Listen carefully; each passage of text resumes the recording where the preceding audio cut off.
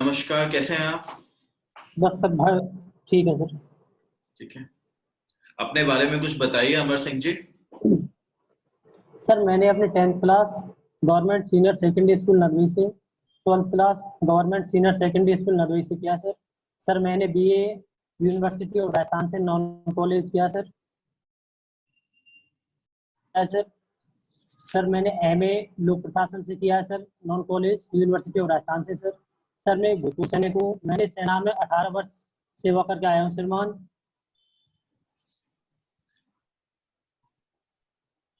आ, सेना के अंदर कहाँ पोस्टेड थे आप? सर मैं सेना के अंदर जम्मू कश्मीर में था सर, तंगधार जिले से। जम्मू कश्मीर के अलावा और कहीं भी पोस्टेड रहे?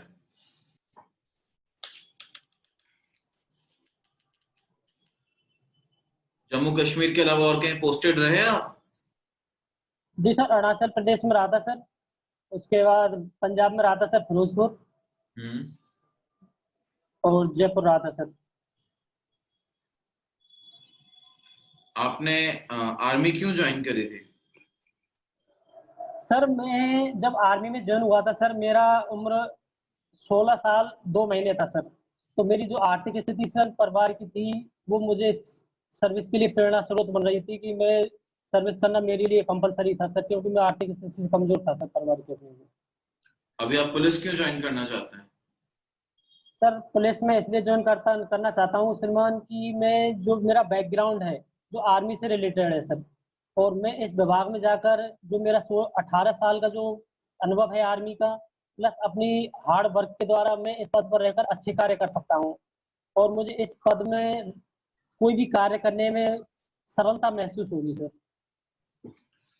आपको ऐसा क्यों लगता है कि जो सेना के अंदर कार्य होता है और जो पुलिस के अंदर होता है वो उनमें समानता होती है? जी सर, मुझे ऐसा लगता है कि जो हमारा डिसिप्लिन कार्य है, या हमारा जो हमारे वेपन है, जो हमारी ड्रिल है, जो दिनचर्या है सर, एक्टिव ये मानो हमारी जो दिनचर्या फौज की है, वही सेम पुलिस में लागू होती है सर। एक जैसी सम होती है दोनों के अंदर। इसमें सिर्फ हमें धाराएं या कानून या समाज में रहने का जो तरीका सिखाता है, उन चीजों को सीखना है सर इसमें रहकर। ठीक है। आ, कोरोना वायरस के बारे में सुना है आपने? जी सर, बिल्कुल सुना है सर। आ, क्या है ये? क्या होता है कोरोना वायरस? सर ये एक वायरस है सर, सार्स कोव 2। ठीक है। और कहाँ से फैला? कैसे उत्पन्न हुआ? सर फिर ये सर बताइए। कोरोना वायरस सर दिसंबर 2019 चीन के वुहान क्षेत्र से सर फैलाया है। हाँ जी। फिर उसके बाद? उसके बाद सर ये अपने भारत में सबसे पहले केरल राज्य में फैला था। और फिर उसके बाद में हमारे राजस्थान क्षेत्र में देखा जाए तो सर भीलवाड़ा जिले में सबसे पहले कोरोना प्रवेश किया था सर। ऐसे। ठीक है। क्या आप अखबार पढ़ते हैं? जी सर, न्यूज़पेपर पढ़ता हूँ सर। कौन सा न्यूज़पेपर पढ़ते हैं आप? सर मैं राजस्थान पत्रिका पढ़ता हूँ सर। आज की हेडलाइन क्या है राजस्थान पत्रिका की? सर सॉरी, आज मैं पढ़ नहीं पाया था उसको सर। मुख्य संपादक कौन है राजस्थान पत्रिका के? श्री गोलाब चंद कोठारी जी है सर। कितने पेजेस आते हैं राजस्थान पत्रिका में? सर इसमें राजस्थान पत्रिका के अंदर 18 से 20 पेज आते हैं सर। चलिए, मैं नेक्स्ट राउंड ऑफ क्वेश्चनिंग के लिए नेक्स्ट पैनल मेंबर की तरफ मूव करता हूँ आपको। कैसे हैं अमर सिंह जी आप? सर जी फाइन। नमस्कार सर। नमस्ते। अमर सिंह जी, अपने जिले का परिचय दीजिए। जी सर, मैं राजस्थान जिला भरतपुर का रहने वाला हूँ सर। ठीक है। भरतपुर के बारे में कुछ बताइए। जी सर, भरतपुर का क्षेत्रफल सर 5066 वर्ग किलोमीटर है सर। यहाँ की जनसंख्या 25,48,462। मुसलमान जी ये इधर दिल्ली हरियाणा का गुड़गांव उत्तर प्रदेश आगरा, मथुरा, और मध्य प्रदेश के मुरैना से टच है सर, और राजस्थान के जिले लगते हैं सर इसे करौली, दौसा, सवाई माधोपुर, अलवर जिले से इनकी सीमाओं से लगते हैं सर, अंतर्राज्यीय सीमाओं से। ठीक है, आप ये बताइए कि भरतपुर में कितने विधानसभा क्षेत्र हैं? सर विधानसभा क्षेत्र 7 है सर। ठीक है, आपका जो विधानसभा क्षेत्र जी सर, नदबई विधानसभा क्षेत्र से हूँ सर। दुबई से, जो भरतपुर में प्रमुख दुर्ग कौन कौन से स्थापित हैं? जी सर, दोबारा बताऊँ?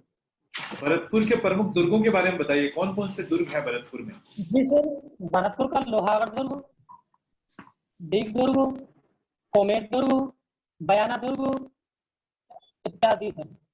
ठीक है, आप लोहगढ़ दुर्ग के बारे में कुछ बताइए, किस श्रेणी का दुर्ग है ये लोहगढ़ दुर्ग? सर लोहागढ़ दुर्ग के बारे में बताया जाता है श्रीमान कि ये अजय दुर्ग है। आज तक इस पर अंग्रेजी शासक व मुस्लिम शासक, जैसे अंग्रेजी शासक जनरल लेक जैसे अंग्रेजी कमांडर और मोहम्मद शाह अब्दाली जैसे मुस्लिम कमांडर इस पर कभी विजय प्राप्त नहीं कर पाए थे सर। इस दुर्ग के बारे में एक कवि जी ने भी दोहा लिखा था, दुर्ग भरतपुर अड़ग में हिंद की चट्टान, लोहागढ़ के तेज को अब लो करे बखान। तो सर उनके बारे में ये है। और बाकी लोहागढ़ दुर्ग सर इसकी जो दीवारें हैं, जो आंतरिक जो दीवार है जो कि सीमेंट बजरी की बनी हुई है, जो बाहर उसके अंदर सर 100 फुट चौड़ा और 60 फुट गहरा एक नाला टाइप गहरी नाला बना हुआ है जिसके अंदर पानी भरा जाता है। आज तक उसमें कोई भी प्रवेश नहीं कर पाया सर। जो बाहर के साइड में मिट्टी की ऊंची ऊंची दीवारें खड़ी कर दी गई थी, जो कि प्राचीन काल में जब युद्ध हुआ करते थे तो उनके जो बम हुआ करते थे तो उसके अंदर ही धंसकर वहीं ध्वस्त हो जाते थे। इसका सर एक गेट लोहागढ़ का जो दुर्ग है उसका अष्टधातु का बना हुआ है। उत्तरी गेट सर और दक्षिणी गेट है सर वो लोहिया दरवाजा के नाम से जाना जाता है। ठीक है, आप ये बताइए कि भरतपुर में जो घाना पक्षी अभयारण्य है जी सर। उसको विश्व धरोहर में कब शामिल किया गया था? सर यूनेस्को में सर उनको शामिल किया था 1985 में सर। यूनेस्को का जो मुख्य कार्यालय है वो क्या है, मुख्यालय कहाँ है यूनेस्को का? जिनेवा में सर। यूनेस्को की फुल फॉर्म बताइए। सॉरी सर, ठीक है, आप ये बताइए कि भरतपुर में प्रमुख मेले कौन कौन से पड़ते हैं? सर भरतपुर में दशहरा मेला है जिसे जसवंत मेला प्रदर्शनी मेला के नाम से जाना जाता है सर। उज्जैन में है बजरंग मेला, और गुरदास में है सर बजरंग, सॉरी सर इसका तो क्लियर नहीं रुबास वाले का। और कामा में लगता है सर एक तो, सॉरी सर उसमें क्लियर नहीं कर पा रहा हूँ। बाणगंगा नदी जो है उस पे कौन कौन से बांध बने हुए हैं? बाण गंगा नदी पर सर अजान बांध है सर। ठीक है, एक सर दौसा जिले का बांध और आता है सर, इसके लिए नहीं है उसमें। चलिए ठीक है। भरतपुर जिले में जो अपराध की दर है वो बहुत ज्यादा मानी जाती है राजस्थान के कंपेरेटिवली अदर जिलों से, ठीक है, तो इसके पीछे क्या रीजन है? सर अन्य राज्यों की तुलना में भरतपुर में सर अपराध अत्यधिक है। उसका रीजन है सर जो हमारे बॉर्डर एरिया है, जैसे कि हरियाणा बॉर्डर एरिया है, इधर उत्तर प्रदेश का है, उधर मध्य प्रदेश का जो बॉर्डर एरिया लगता है सर, इससे स्मगलिंग अवैध कार्रवाई ज्यादा होती है सर। ये सब मुख्य कारण है सर यहाँ का बॉर्डर एरिया होने का। आप पुलिस प्रशासन में आकर अपराध की दर को अपने जिले में कम करने के लिए क्या क्या उपाय करेंगे, क्या क्या स्टेप्स आप लेंगे? सर मैं एज ए सब इंस्पेक्टर यदि मैं अपने जिले में पदस्थापित होता हूँ तो श्रीमान सबसे पहले मैं जो ग्रामीण क्षेत्रों में शिक्षा का अभाव है उसको सर जागरूकता फैलाने की कोशिश करूंगा। जो महिलाओं के अंदर है या पुरुषों के अंदर है मैं उनको कोशिश करूंगा अपराध के प्रति थोड़ा उनको जागरूक भी करूंगा और शिक्षा के प्रति भी जागरूक करूंगा। और जो स्कूल है या जहाँ पे पंचायत समितियां हैं उनके जाकर मीटिंगों में, स्कूलों के अंदर प्रार्थना स्थलों पर जाकर बच्चों को जागरूक करूंगा और वहाँ की जो जनता है उसमें अपना आत्मविश्वास बढ़ाने की कोशिश करूंगा सर कि वो मेरे लिए अपना जागरूकता प्रदान करें, और जो मैं कार्य कर रहा हूँ वो आपकी भलाई के लिए, समाज की भलाई के लिए और अपने जिले के विकास के लिए जो कार्य करूँगा सर जितना भी। आपके ग्रेजुएशन में सब्जेक्ट क्या क्या रहे हैं? सर मेरा ग्रेजुएशन सब्जेक्ट है sir political history, public administration. इतिहास का अध्ययन हम क्यों करते हैं?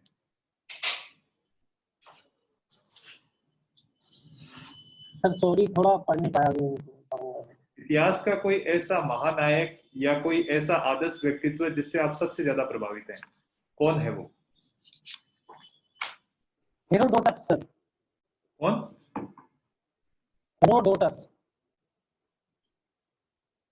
क्यों आप उससे सबसे ज्यादा प्रभावित है? उसकी व्यक्तित्व की कोई दो विशेषता बताइए जो आपको सबसे ज्यादा प्रभावित करती है। और उन्होंने सर जो हमारे इतिहास की प्रथम पुस्तक हिस्टोरिका का लेख उन्होंने ही लिखी थी सर, इतिहास की प्रथम पुस्तक थी। अच्छा, तो उन्होंने जो है पुस्तक लिखी, वो तो फिर लेखक हो गए। तो आप लेखकों से ज्यादा प्रभावित हैं या इतिहास के सेना नायकों से या फिर इतिहास के जो महानायक है उनसे ज्यादा प्रभावित है? इतिहास के जो महान नायक थे सर उनसे भी हम प्रभावित हैं, और जो इनके महान लेखक थे सर वो भी हमें प्रभावित करते हैं। चलिए ठीक है। पोस्ट वर्ब क्या है? सॉरी सर,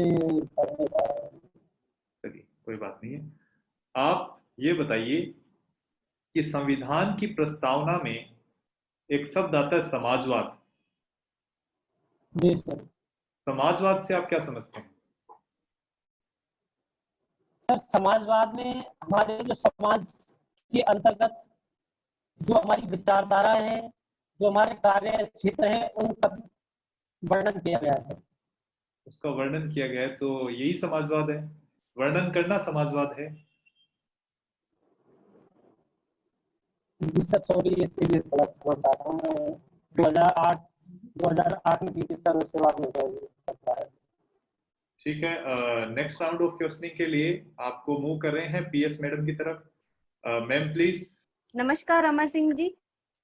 नमस्ते मैडम। कैसे हैं आप?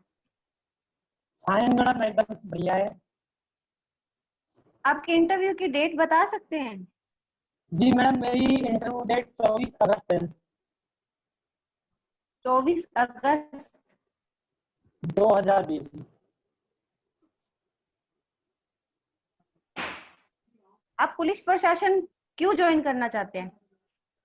जी मैडम, मैं इसलिए ज्वाइन करना चाहता हूँ कि जो मेरा आर्मी जो बैकग्राउंड है मेरा, वो आर्मी से रिलेटेड है।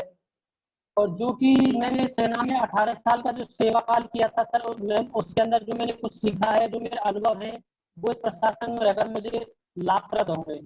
और जो मेरी कठिन मेहनत के साथ मैं अपने स्तर पर रहकर अच्छा कार्य कर सकता हूँ। अनुसूचित 7 के अंदर संघ व राज्य के मध्य शक्तियों का विभाजन किया गया है। उसमें पुलिस कौन सी सूची में आता है, बता सकते हैं? जी मैडम सॉरी। पुलिस राज्य और कल्याणकारी राज्य के मध्य फर्क बता सकते हैं? सॉरी मैम, मैं नहीं कर पाया। आप पुलिस प्रशासन में आकर महिला सशक्तिकरण के लिए क्या कार्य करेंगे? जी मैम, मैं पुलिस प्रशासन में आके महिला सशक्तिकरण के लिए जो मेरा कार्य क्षेत्र है, जिसके अंदर मैं पदस्थापित हूँ, जिस थाने के अंदर, उसके अंदर मैं कोशिश करूंगा जो महिला अपराधी आती हैं या उनके साथ में जो बच्चे आते हैं उनके लिए महिला कक्षी अलग से व्यवस्था करूंगा।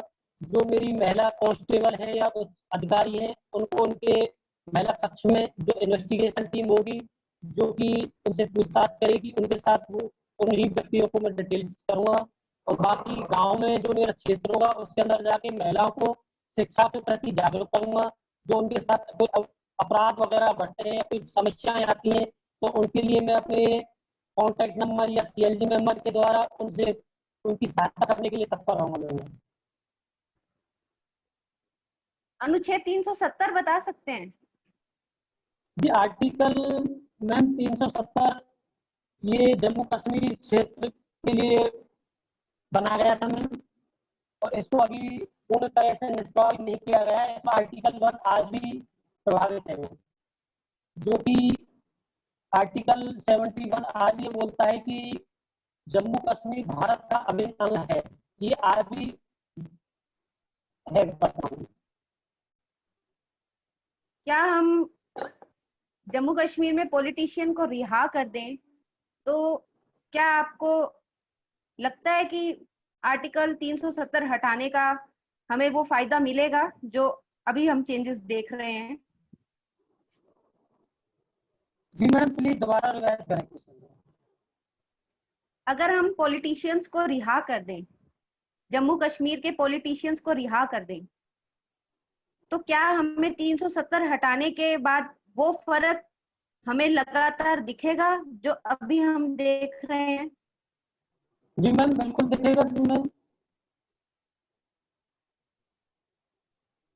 इस चीज को डिस्क्राइब करें।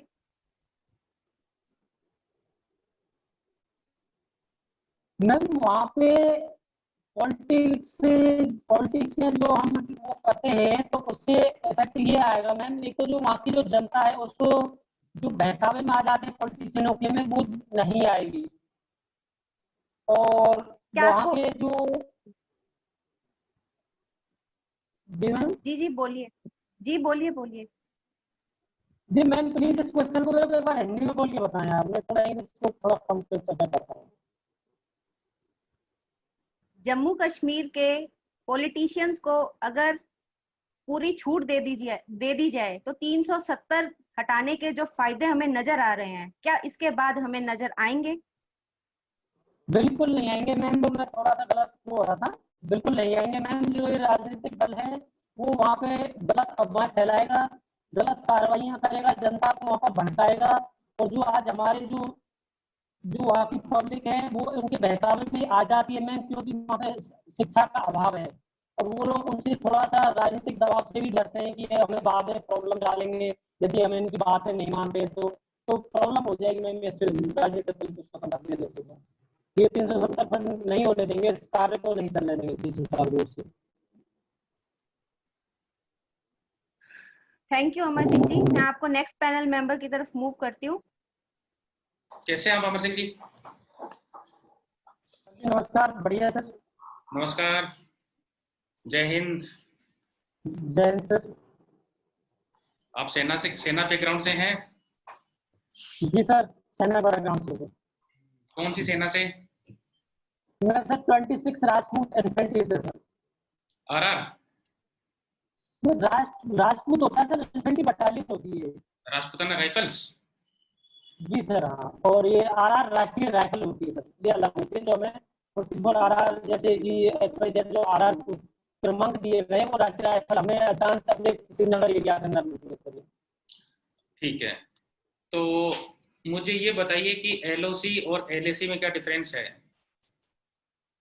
जी sir, LOC line of control होती है, जिसको हम जो यूएनओ द्वारा इसका सीमाओं का बंटवारा किया गया है, इसको हम आगे पीछे नहीं कर सकते, ना हम उनके सीमा के अंदर घुस सकते, ना वो हमारी सीमा के अंदर घुस सकते इसके अंदर। और सर एलएसी होती है जैसे कि हमारे अरुणाचल में है, उसके बाद सॉरी जम्मू कश्मीर में है, जो कि अभी चीन विवाद बना हुआ है हमारा लद्दाख के क्षेत्र के अंदर। तो सर वो LAC line of actual control, इसमें क्या है वो अभी जो हमारा अक्साई चीन क्षेत्र है वो बोलता है कि हम हमारे से जो सीमा का विभाजन हुआ था वो सही तरीके से नहीं हुआ था। हम इस भारत के क्षेत्र में भी हमारा अपना अधिकार दिखाते हैं सर, अपने भारत के क्षेत्रों में भी। आप जब लास्ट रिटायर होके आए हैं तो आप किस पद से रिटायर हुए? मैं सर नायक पद से हुआ था सर। नायक? जी सर। आपके आरएम कौन थे? आरएम? जी सर, रिसालदार मेजर? RM centre. जी सर, रिसालदार मेजर? मैं सवलदार मेजर। आप जिस यूनिट से भी रिटायर हुए हैं उसके रिसालदार मेजर होंगे कोई? आरएम साहब? सर आरएम साहब वगैरह तो नहीं होता सर हमारे आर्मी के अंदर, इन्फेंट्री में तो। आरएम नहीं होता है, क्या बात करते हो आप? सीओ के बाद तो आरएम ही पावरफुल होता है। आरएम सर नहीं, ट्वाइस ही होता है सर, सीओ के बाद में, हमारे सीओ साहब के बाद में तो ट्वाइस ही होता है। जितने भी सैनिक होते हैं, सिपाही होते हैं, नायक होते हैं, उनके बीच में और सीओ के बीच में जो एक कड़ी होती है उसको आरएम कहते हैं ना, जी रिसालदार मेजर। आरएम साहब नहीं होता। सर सूबेदार ऐसे में होता है सर, सूबेदार मेजर साहब होता है ये, ऐसे बोलते हैं हम उसको। आरएम को एसएम बोलते हैं। चलो सर, हो सकता है हमारे यहाँ इन्फेंट्री में तो आरएम नहीं बोलते सर, ऐसे बोलते थे सर लोग। तो कौन थे आपके सूबेदार मेजर, कौन थे? जी सर, मोहर सिंह जी सर, सूबेदार मेजर मोहर सिंह जी। ठीक है। और 2IC आपने एक वर्ड यूज किया, 2IC। 2IC से आप क्या समझते हैं, क्या फुल फॉर्म है इसका? सर ट्वाइस ही होती है सर, सेकंड इन कमांड होती है सर बटालियन के अंदर। मुझे लेफ्टिनेंट की स्पेलिंग बताइए। Sir 2IC second in command हो जाती है सर। नहीं नहीं नहीं, लेफ्टिनेंट एक रैंक है आपके यहाँ। हाँ जी, हाँ कैप्टन से नीचे होता है लेफ्टिनेंट। जी सर, समझ गए सर। लेफ्टिनेंट की स्पेलिंग बता दीजिए बस आप। LIEUTENANT।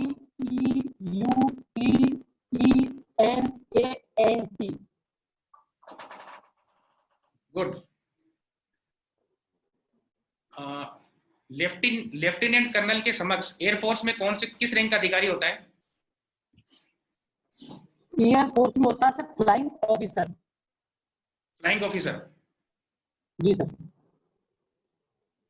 आपने कभी लेह में पोस्टिंग की है?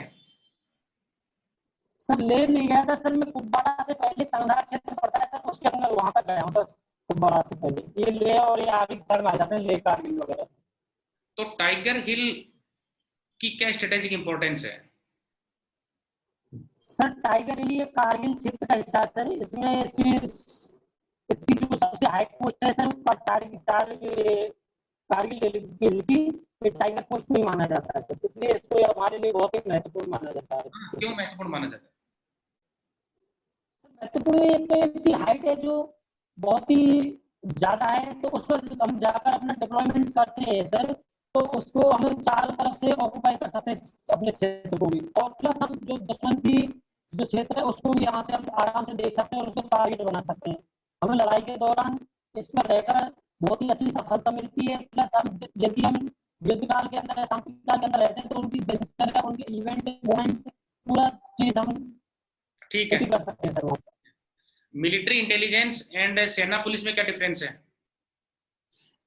जी सर, दोबारा प्लीज। मिलिट्री इंटेलिजेंस जी सर। और सेना पुलिस, इनमें क्या जी अंतर सर।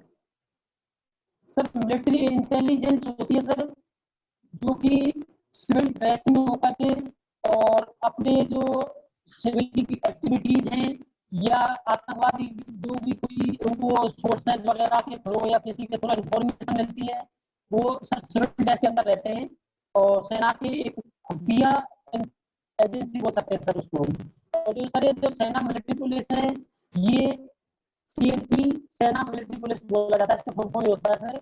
ये अपने वर्दी में रहकर कार्य करते हैं और अपना जो खासकर जो आर्मी के लिए डिसिप्लिन संबंधी कार्य होते हैं सर इनके अंदर। ठीक है, डिसिप्लिन को ठीक है। आप ये बताइए, राजस्थान पुलिस की स्थापना कब हुई थी?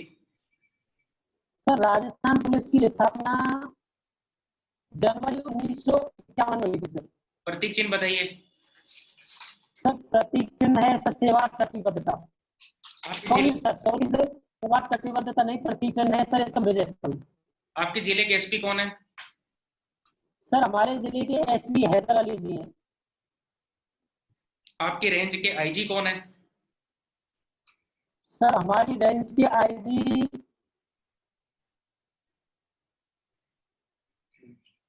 आप सर आप आपकी बताइए। Sanjeev nursery sir, Shri Sanjeev nursery. आपकी हॉबीज बताइए। जी सर। आपकी हॉबी? सर मेरी हॉबी कुश्ती लड़ना है सर। कुश्ती आपने किस लेवल पे, किसी प्रोफेशनल लेवल पे खेला आपने कुश्ती? जी सर, यहाँ पे मैं ग्रामीण स्तर पर सर वैसे तो सिविल में खेलने का मौका नहीं मिला था, मैं 16 साल में ही फौज में भर्ती हो गया था सर। उससे पहले मैं ग्रामीण स्तर पर जो हमारे दंगल सकते हैं, गाँव के अंदर जो दंगल होते हैं जिनमें प्राइज होती है, तो उन पर लड़ता था। फिर उसके बाद सर मैं सेना में जाके कुश्ती किया है सर। कुश्ती को ओलंपिक खेलों में कब शामिल किया गया था? तो सॉरी सर, इस बात में कुश्ती में एक दांव होता है जिसमें 5 पॉइंट मिलते हैं, बता सकते हैं उसके बारे में? Sir 5 point